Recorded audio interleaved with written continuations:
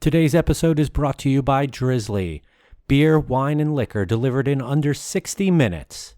Let's face it, we've all been in that situation where you forgot to pick something up and you just don't want to get back in your car and head back to the store and get it. Well, Drizzly has you covered. Shop and order from thousands of products from local retailers with absolutely no markup. Seriously. And if you head over to unitedwedrink.com/drizzly, DRIZLY, right now and enter the promo code DrizzlyDeal, DRIZLYDEAL, you will get $5 off your first order of over $20. Sit back and relax and order yourself a 6-pack or a nice bottle of Cab Sav or a handle of Buffalo Trace if you so wish. Do it all with Drizzly at unitedwedrink.com/drizzly, and then use the promo code DrizzlyDeal, DRIZLYDEAL, and you will get $5 off your first order of over $20. Drizzly, beer, wine, and liquor delivered in under 60 minutes. Must be 21 to use. Enjoy responsibly. The opinions and statements in this podcast do not represent those of the host's employers, co-workers, family, or imaginary friends. Now enjoy the show. There aren't enough beer podcasts in the world. Welcome to United We Drink.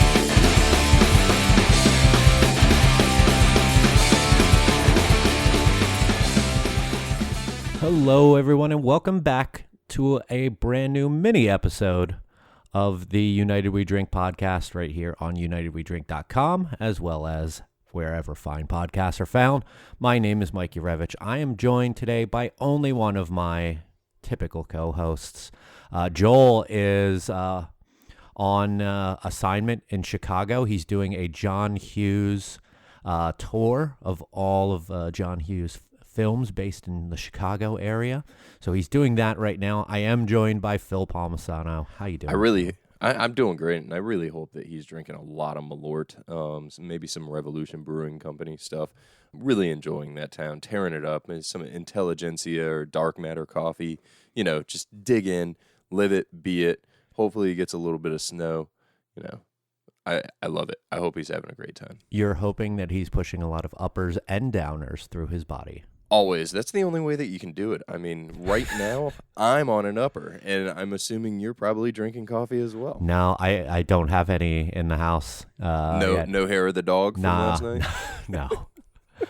These mini episodes seem to be progressively becoming earlier and earlier recording times. Yeah, we are recording at 8:30 in the morning on a Sunday.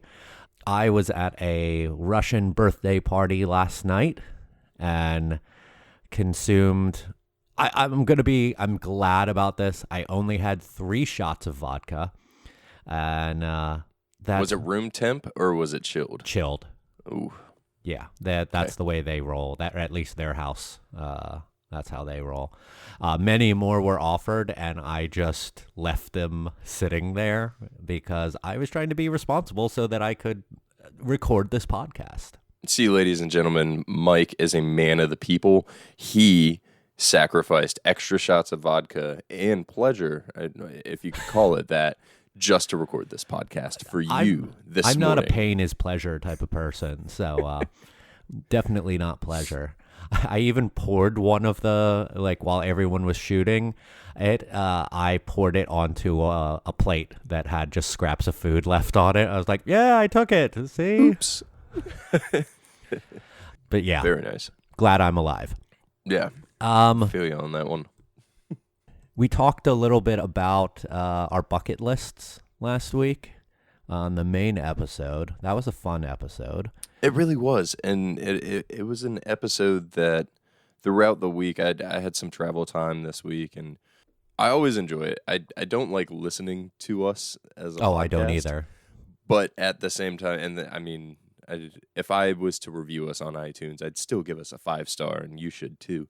But while I was driving, I was thinking about the actual topic itself and thinking how when I got into the industry, the amount of bucket list things that I wanted to accomplish was massive.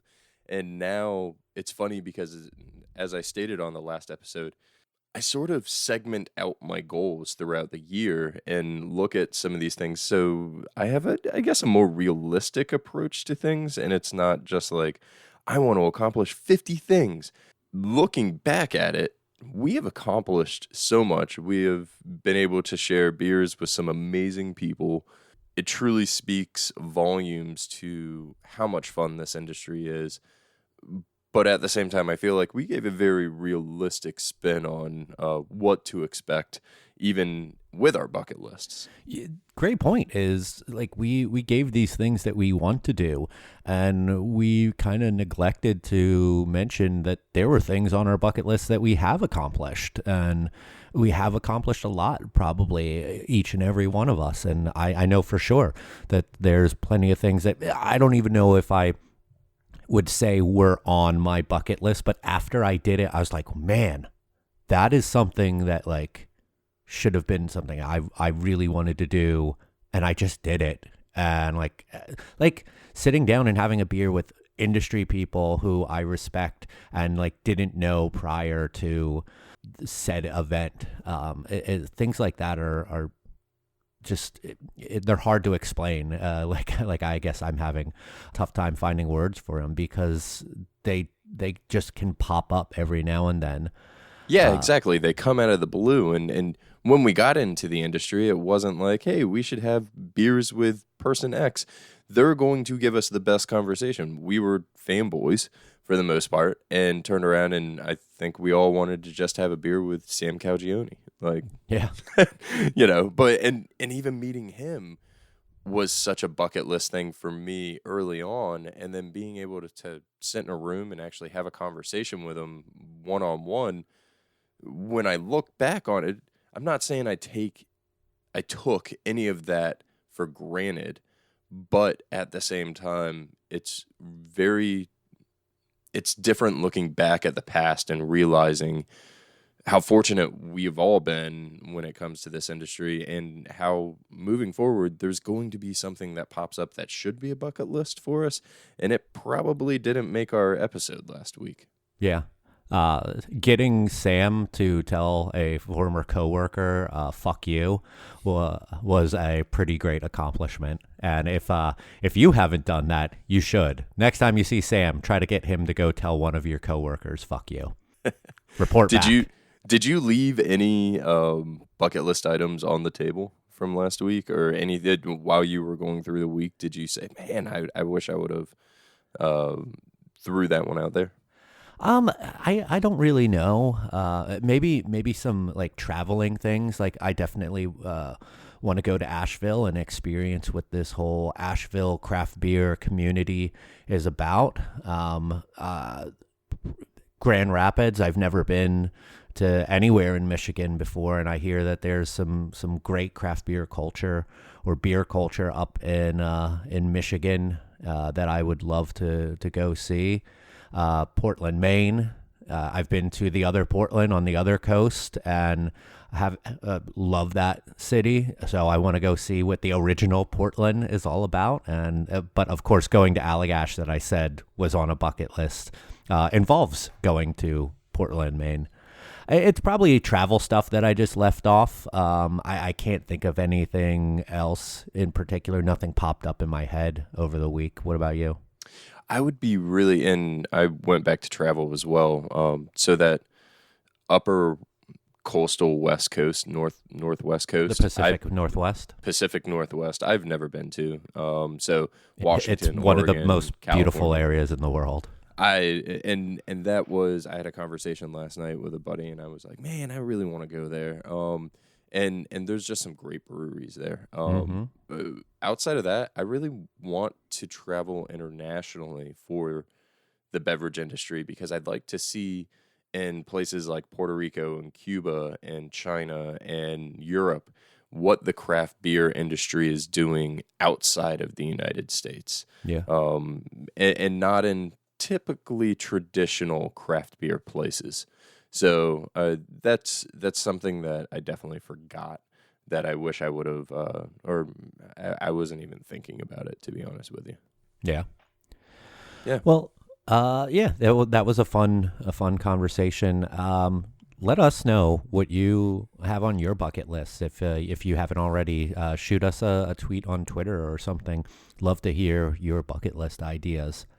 And for those of you that have sent us, thank you. We appreciate that. Yeah. It's pretty cool to see where your bucket list items are. We're going to go into some Q&A. Listener submitted questions from you guys. If you have a question that you'd like us to answer on a future mini episode, send them over to us, any of our social media or on the contact page of our website, unitedwedrink.com, or you can reach out to any of us individually, and we'll be happy to add it into our queue. We got 3 questions here today. 2 of them are actually from the same person. We liked both of these so much that we decided to add them both in. So we'll start off with one of the questions from actually my fiance, Allie. She asks, what beer should be left out for Santa with milk and cookies? Phil? Man, I went back and forth on this one for a while when I saw it. It's a really good question because I was initially just drawn to seltzer and White Claw. Claws for claws. But the question was beer, so in all fairness, I wanted to make sure that I gave an actual beer and not a F&B. That said, I immediately went to the NA realm of things because Santa's got to drive that sled, and it can be a long night, and so maybe it was that NA IPA or NA Pale Ale. Then I thought about it some more, and I said, no, you know what? Santa Claus, he's a hefty guy. He's got a beard. He's got to be about that barley wine life. So I'm going barrel-aged barley wine so Santa can drive that sled all night, up and down, left and right, slurring and everything that you could possibly be doing. Barrel-aged barley wine. So for a moment, did you just turn into don't drink beer? Basically. Barley wine life. I decided to go with some of the reasoning that you threw in there.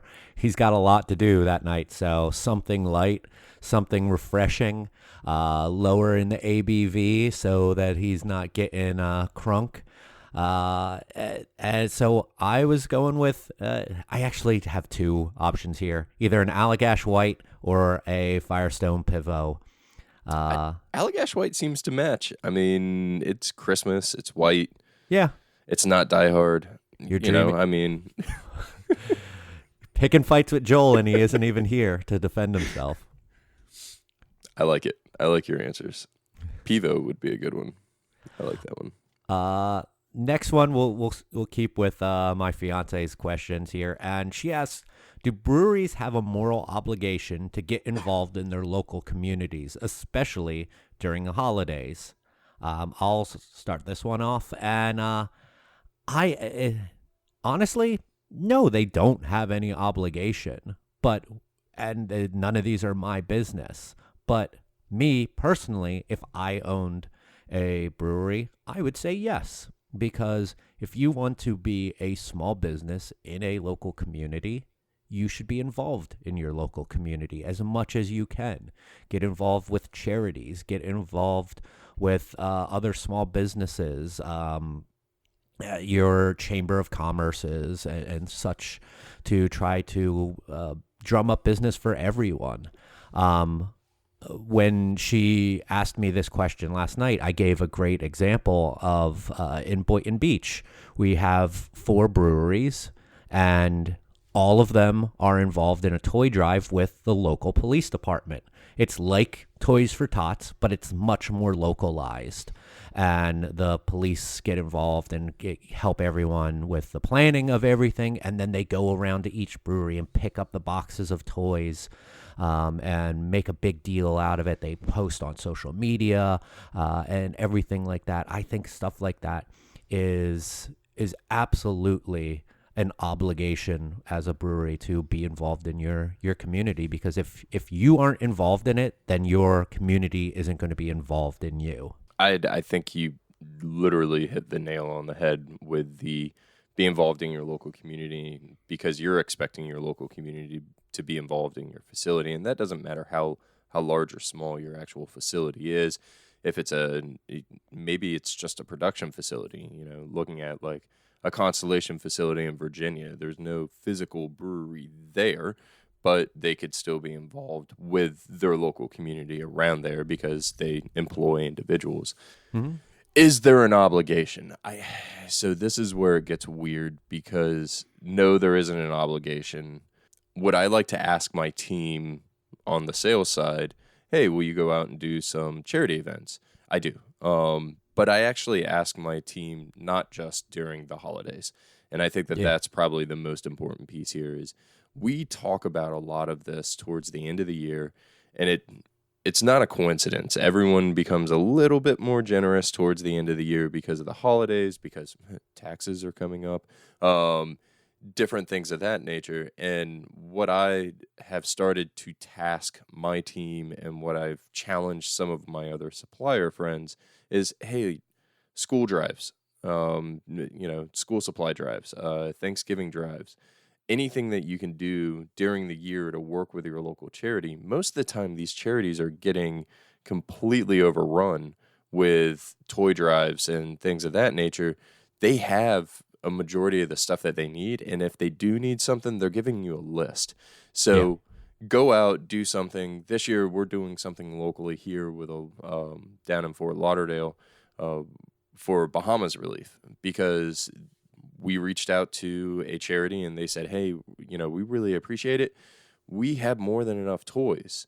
And so we started thinking outside of the box. Well, the Bahamas was really impacted this past year by a hurricane. How can we bring cheer to the Bahamas? All right, we'll do a toy drive and then working with a pilot to fly the toys over to the Bahamas for the children. I just think people should be generous throughout the year, not just during the holidays. Yes. Moral Absolutely. obligation, not necessarily. At the end of the day, it's your business, and it takes time to put these things on. It takes money to put these things on. But we could all be a little bit more generous. I agree with that. Final question here. It comes from a friend of the show, Rich. He asks, what's the most money you've ever paid for a beer, and what was it? Before I let you start here, Phil, I need some clarification. Single beer, like 4-pack, 6-pack, things like that. What do you think he meant? I don't know. That's a good question and I didn't think about that because, all right, Hunapoo, you buy a festival ticket, but you get the beer, right? Yeah. Or at and least you get that's the way like that 4 it works bottles. out. But you get 4 bottles, so you got to divide that by 4. You could have a series or a box set. I'm going to go single beer. Okay. The most expensive bottle that I have ever purchased was Sam Adams Utopias. I don't remember how much I paid for it, but it was It was over $100, right? 2012 or something when I bought it. 2010. I don't know. Yeah, it was over $100. I think that year I was going to buy Utopias, but our friend of the show, Ed, he's going to put one on hold for me. The price kept on increasing. He's like, "Oh, I just got word that the price increased." So it went up like 3 times, and it eventually got to the point where I was like, "You know what? Never mind. I don't want it." So I've never bought Utopias, which is an easy one to say is one of the most expensive beers. And this, I can't quite remember exact amounts, but I'm gonna say that some of the Cascade sour beers are probably up there in most expensive bottles that I have purchased before because some of them get up $35-$40 a pop, and I know I've bought some of them in the past because I really enjoy their beers. So it's probably something from them like Sang Royale or Vlad the Impaler, something like that. But I can't remember exactly which one and exactly how much. It was probably between $35 and $40. And this past year, if you look at it price per ounce, I picked up a bottle of 1982 Thomas Hardy, which is a nip bottle. It's one of those little shorties. Yeah. And I picked that up for my 40th birthday. I'm actually holding on to it. I've been looking for it for the past probably 8 years, and I finally found one. And that was like $79 after euro conversion and everything. So that's pretty expensive when you look Yeah. at price per ounce, considering how small the bottle Yeah, is. because that's like, what, 7-8 ounces? Yeah, it's in milliliters. It's not even in ounces. So I forget how many you convert milliliters. it. Yeah. But it's also 37 years old. So. Yeah. That is going to taste like metal and paper, probably. Yeah, I was going to say cardboard. All right. So, once again, if you have any questions for the show and you want to hear us answer them, send them over to us. We'll read it out and answer it on a future mini episode. Let's start to wrap things up here. Time for recommendations. I'll kick mine off here first. I'm going to recommend something that probably a lot of you already know about, and that's Etsy. I've known about Etsy for a while too, but have primarily just never used it for getting gifts or anything like that. Well, since November, or actually more like October, because my fiance's birthday is in early November, I was like, I want to do something different, buy something more interesting, more unique. And I decided to start looking at Etsy, and man, the amount of cool things you can find on there from independent artists was really awesome. And I've been using it a lot for the Christmas holidays this year as well. So if you're looking for something a little more unique and custom made, and you want to support independent artists, people who are just like you and I, but a little more creative, then I would highly recommend trying out Etsy. There's so much good stuff on Etsy. We were talking about it before we went live, and I too use it for holidays, and it's literally everything. From bar signs, like custom wood bar signs, all the way down to necklaces and jewelry and cool little coasters. Great home. Actually, Etsy is fantastic for housewarming gifts. Yeah. Because you can always find something really cool and unique that is to that person's style and design, and you can custom their name. I love it. Great recommendation, Mike. This week, I'm going to recommend 90 Day Fiance, the TLC show. My mother-in-law, shout out to Gaga, got my wife and I into this show, and I was a critic. I just sat there and I was doing spreadsheets one night, and I'm like, yeah, whatever, you can watch this. Dina watched it. It grabbed my attention from the minute I started watching it. This is a train wreck of a show. This is a dumpster fire, whatever you want to call it. The premise of the show, if you don't know what it's about, it's basically a show where two people meet internationally. They have 90 days to get married. They're on a K-1 visa, and some of them are mail order bride situations where people are digging for green cards, in my opinion. Others are true love, and it's really interesting to sort of see the dynamic. So watch 90 Day Fiance. It's super entertaining. It's on Mondays on TLC. Oh, Jesus. I might have to have a hard pass on that, but no, I know it's that great there's probably a lot seltzers. of people that love that stuff. Pairs super well with lime White Claw. Allie would probably love that. Watching show or watching party. All right. Spotify playlist time. It's my turn. What are you going with? I highly debated doing Christmas music, but I'm not going to. I really wanted to, but I'm like, no. Post metal. Because this will be Christmas. on for forever. So I decided I'm going to go with punk rock. Awesome. I mean, just some of the punk rock that I enjoyed. Some people might turn their nose up at it and be like, that's not punk, that's pop music or pop punk. Like, whatever. It's punk rock to me. You'll see some Bad Religion, some Misfits, some Ramones, some Face to Face, Hot Water Music. I'm looking forward to putting this one together because I actually built a really big one for myself a while back, and now I got to try to scale this down to 10, and that's going to be interesting. That 10-song thing by the is time you hear this, challenging, I will by have the already way. done it. But yeah, maybe we'll increase that in the future here. This is Awesome. now 2 times for us all around, so maybe for the next one we'll give Joel like 5 more songs. I look forward to listening to it. All right. Anything else you want to add before we sign off here, Phil? No, really looking forward to next week's topic, which is mental health, I believe. Yes, indeed. And we're putting a lot of effort and background research into this. We're trying to bring forth a lot of information for you guys. So it's probably going to be one of the more in-depth episodes. And I challenge anyone out there that has a personal story or questions or anything of that nature that they would like us to cover specifically to reach out to us, either directly through our DMs or through UnitedWeDrink.com. Absolutely. Yeah, this is going to be a good one. Hope that you guys stick around to want to listen to that. You can subscribe to the show on any of the major podcast services so that you can be sure to get that episode to the device of your choice when we release it, and all future episodes as well, every Thursday. Follow us on our social media at United We Drink on Twitter, at United We Drink Pod on Instagram. Buy a shirt, sticker, or button at our store, UnitedWeDrink.com/store. For Phil, we'll catch you next time. Merry Christmas. Is it Christmas? Yeah. Yeah. All right. Merry Christmas. By the time Kwanzaa. The next episode comes around, Happy it'll be Hanukkah. after Christmas. So, Merry Christmas. Festivus to the rest of us. Happy Hanukkah. Peace. Kwanzaa. Boxing Day. Cheers. Don't forget Boxing Day.